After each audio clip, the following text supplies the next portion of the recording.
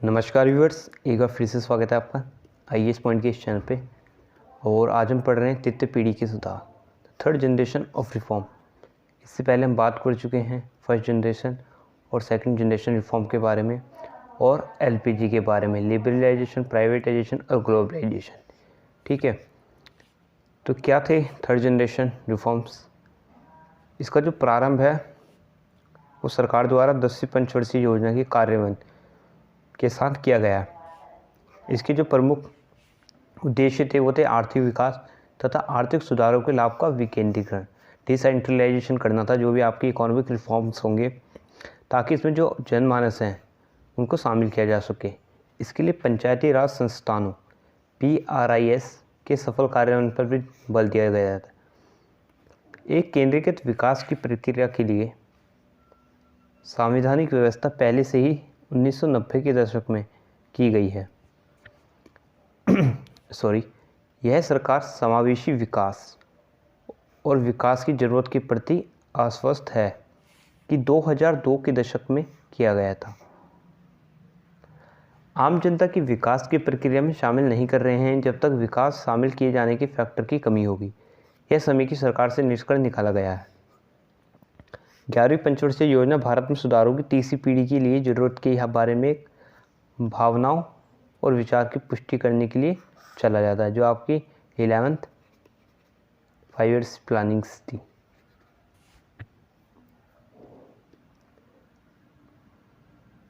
चौथी पीढ़ी है अब आपकी हमारी लास्ट, फोर्थ जनरेशन रिफॉर्म्स। भारतीय आर्थिक सुधारों की प्रक्रिया से जुड़ी यह गैर आधिकारिक अवधारणा है। यह वर्ष 2002 में ही विशेषज्ञों ने इस पीढ़ी के सुधारों की चर्चा की।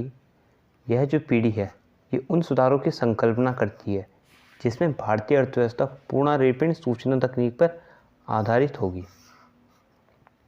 तो फोर्थ जनरेशन में कौन से रिफॉर्म्स होते हैं? जो आपकी अर्थव्यवस्था है, इंडियन इकोनॉमी है, वो सूचना तकनीक पर आधारित होगी। ये बात कही गई फोर्थ जनरेशन की इसमें। अब आता है मैं द रिफॉर्म अप्रोच को पढ़ते हैं हम। इनके जो दृष्टिकोण थे वो क्या था? आर्थिक सुधारों की प्रक्रिया 20वीं सदी के 80 के दशक में प्रारंभ हो चुकी थी। तो 1988 से शुरू हो जाता है, 1980 से। लेकिन वाशिंगटन सहमति का जैसे तैसे इस्तेमाल बढ़ा। विश्व के लगभग सभी देशों द्वारा सुधारों पर बल दिया गया। आने वाले समय में अंतर्राष्ट्रीय आर्थिक संस्थानों के विशेषज्ञों द्वारा आर्थिक सुधारों की प्रक्रिया को अपनाने वाले देशों को 2 विभागों में विभाजित करके उनका विश्लेषण किया जाने लगा। एक था आपका वृद्धिकारी, ग्रेजुअलिस्ट या इंक्रीमेंटल। एक गैर वृद्धिकार, नॉन ग्रेजुअलिस्ट या स्टॉप एंड गो, सुधारों के दृष्टिकोण को अपनाने वाले देश। भारत द्वारा प्रारंभ किए गए वर्ष 1991 के आर्थिक सुधारों को विशेषज्ञों ने वृद्धिकारी श्रेणी में डाला है। तो 2 प्रकार के रिफॉर्म्स होते हैं, एक वृद्धिकारी, ठीक है, और दूसरा होता है आपका गैर वृद्धिकारी। ठीक है, जो इंडिया था आपका वो वृद्धिकारी रिफॉर्म्स में आता है, जिससे न सिर्फ रफ्तार कम दिखती है बल्कि संबंधित नीतिगत कदमों को आने वाली सरकारों द्वारा वापस लेने के एग्जाम्पल भी यहाँ पर मिलते हैं। माना जाता है कि भारत के सुधारों के इस रुख के लिए कारण जिम्मेदार रहे हैं केंद्र में गठबंधन की सरकारों का होना, बहुपक्षीय या विविधीकृत राजनीतिक प्रणाली तथा हाल ही के वर्षों जैसे लोकानुमुख राजनीति पर का बढ़ना इत्यादि, जिन कारणों से भारत नीति निर्णय प्रक्रिया पहले से अधिक लोकतांत्रिक हुई है। आर्थिक सुधारों की प्रक्रिया के वृद्धिकारी होने का एक प्रभाव पड़ा कि आम जनता का इसका लाभ नहीं पहुँचाया गया।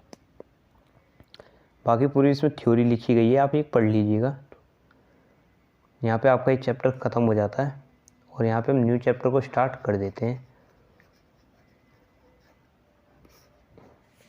तो नेक्स्ट चैप्टर है हमारा चैप्टर नंबर 7, अध्याय 7। इसमें हम इन्फ्लेशन के बारे में पढ़ेंगे। इन्फ्लेशन एंड बिजनेस साइकिल क्या क्या होती है आपकी। मुद्रास्फीति आपने सुना होगा, महंगाई जो होती है उसे मुद्रास्फीति कहा जाता है। तो ये कैसे होती है, क्या इसके रीजंस होते हैं, वो इसे हम इसमें पढ़ेंगे। और बिजनेस चक्र, आपको जो बिजनेस है वो कैसे चलता है मंदी और उछाल के दौर में आर्थिक गतिविधियों के स्तर में उतार चढ़ाव एक प्रमुख रूप से तय होता है। मुद्रास्फीति से संबंध भविष्य में मांग की संभावनाएं, ये अर्थशास्त्रियों के बीच हमेशा चर्चा का एक दिलचस्प मुद्दा रहा है। इस अध्याय में आप क्या पढ़ेंगे? प्रस्तावना, इंट्रोडक्शन के बारे में पढ़ेंगे, आप डेफिनेशन के बारे में पढ़ेंगे, मुद्रास्फीति क्यों होती है, वाई इन्फ्लेशन, मुद्रास्फीति के प्रकार, टाइप्स ऑफ इन्फ्लेशन के बारे में, मुद्रास्फीति के अन्य बिंदु और अन्य महत्वपूर्ण पद। ये काफ़ी लंबा चैप्टर होने वाला है आपका, ठीक है।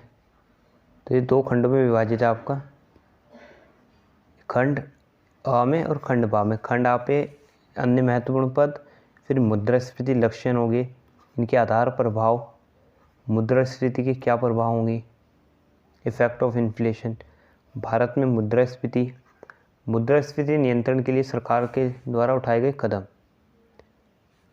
और दूसरे खंड बा में पढ़ेंगे हम, सेक्शन बी, इसमें भी पहले इंट्रोडक्शन होगा, प्रस्तावना, मंदी पढ़ेंगे हम, समुत्थान क्या होता है, उछाल क्या होता है, प्रतिसार, समृद्धि प्रतिसार, डबल टिप रिसेशन, ओबेनोमिक्स और कंक्लूसिव, निष्कर्ष। तो ये काफ़ी लंबा चैप्टर होने वाला है हमारा और काफ़ी इंटरेस्टिंग भी। तो चलिए इसे शुरू करते हैं। इंट्रोडक्शन में पढ़ते हैं, मुद्रास्फीति किसी अर्थव्यवस्था की ट्रिक में से एक है। महंगाई आम आदमी को प्रभावित करने वाली सबसे विदित आर्थिक अवधारणा है। भारत में यह एक काफ़ी संवेदनशील राजनीतिक मुद्दा रहा है। आप देखते होंगे महंगाई कितनी बढ़ रही है आजकल भी, और इसी के नाम पर भी राजनीति का एक काफ़ी संवेदनशील मुद्दा रहा है। जो गवर्नमेंट अधिकतर आम लोग चुनते हैं वो इसी बेस पे चुनते हैं आपका कि इन्फ्लेशन कितनी घट रही है और कितनी बढ़ रही है, तो उस हिसाब से भी राजनीति का यहाँ पे सिलेक्शन होता है। इसलिए भारत में काफ़ी संवेदनशील मुद्दा रहा है। महंगाई के फलस्वरूप चुनाव में कई राज्य सरकारों और केंद्र सरकारों को सत्ता से बाहर होना पड़ा है, लेकिन आम आदमी महंगाई बढ़ने या घटने के पीछे विद्यमान कारणों को और इसके प्रकार और इसे रोकने संबंधी उपाय के साथ इसके जो इफ़ेक्ट पड़ रहे हैं इकॉनमी पर, उसको शायद ही जानता होगा। इस अध्याय में हमारा उद्देश्य है कि उन सभी अवधारणात्मक और नीतिगत पहलुओं पर एक नज़र डालना है। जो आम आदमी है वो कह तो लेता है कि महंगाई बढ़ रही है, घट रही है, हम इसे वोट नहीं देंगे सरकार, तो उनके जो रीज़न्स होते हैं उन्हें हमें ढंग से जान लेना चाहिए वो क्यों बढ़ रहे हैं। कॉमन सी बात है, महंगाई तो बढ़नी है क्योंकि रिसोर्सेज हमारे पास लिमिटेड हैं और जो हमारी पॉपुलेशन है वो काफ़ी तेज़ी से बढ़ रही है। वर्ल्ड लेवल पे भी, वर्ल्ड की भी काफ़ी तेज़ी से बढ़ रही है, तो जो रिसोर्सेज हैं और वो हम पे लिमिटेशन है, तो इसलिए प्राइस जो है आपका इंक्रीज़ हो रहा है। डेफिनेशन क्या है इन्फ्लेशन की? कीमतों के सामान्य स्तर में बढ़ोतरी, कीमतों के सामान्य स्तर में सतत वृद्धि, कीमतों के सामान्य स्तर में लगातार वृद्धि। अर्थव्यवस्था में कीमतों के सामान्य स्तर में कुछ समय से लगातार बढ़ोतरी हो, सभी चीज़ों के दाम बढ़ रहे हो, तो ये महंगाई है।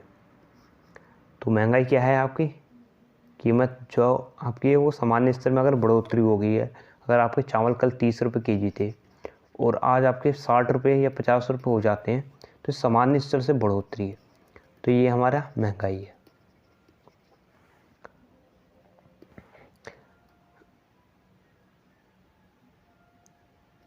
अगर किसी एक चीज़ के दाम बढ़ रहे हैं तो ये महंगाई नहीं है। मुद्रास्फीति तब है जब अधिकतर चीज़ों के दाम बढ़ गए हों। अगर एक आपकी कोई पर्टिकुलर चीज़ महंगी हो रही है तो ये इन्फ्लेशन नहीं है। इन्फ्लेशन तब है जब अधिकतर बहुत सारी चीज़ों के दाम आपके बढ़ रहे हो।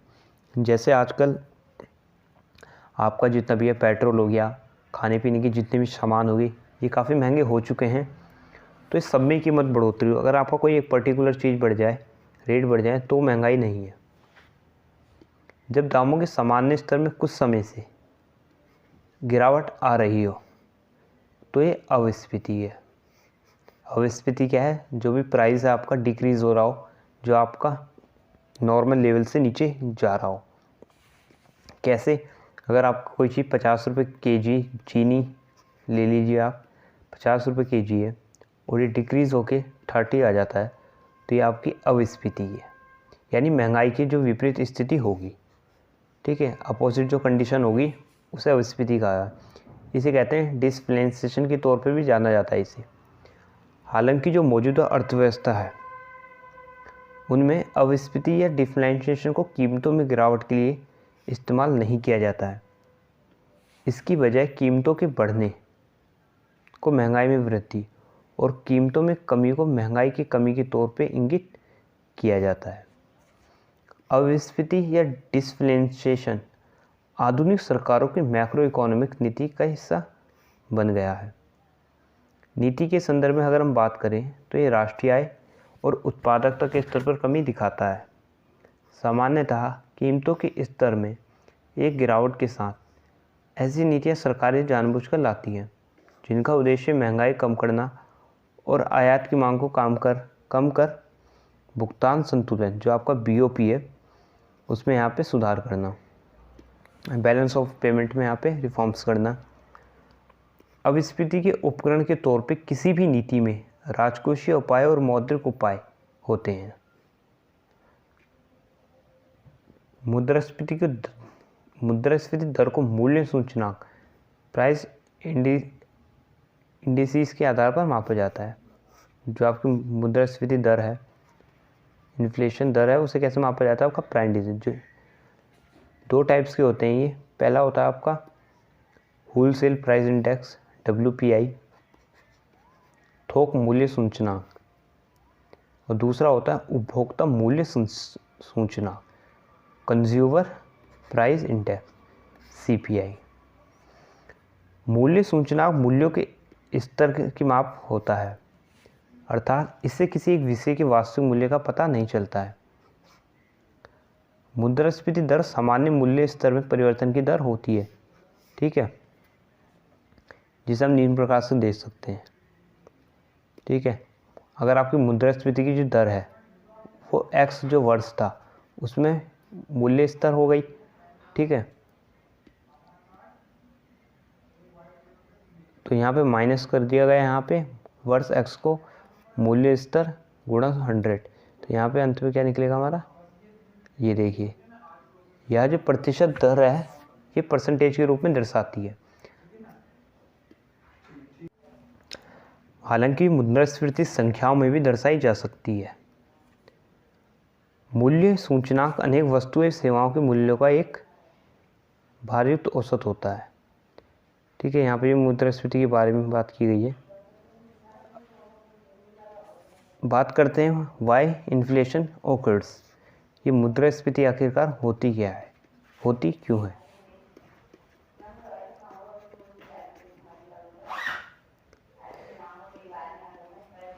ठीक है, तो हम नेक्स्ट वीडियो में जानेंगे मुद्रास्फीति होती क्यों है, इसके क्या रीजंस होते हैं। तो आज के लिए इतना ही काफ़ी है। अच्छा लगा हो लेक्चर तो इसे शेयर कीजिए दोस्तों के साथ, लाइक कीजिए वीडियो को, चैनल पर नए हैं तो इसे सब्सक्राइब कीजिए। जल्दी मिलते हैं एक नई वीडियो के साथ। Thank you.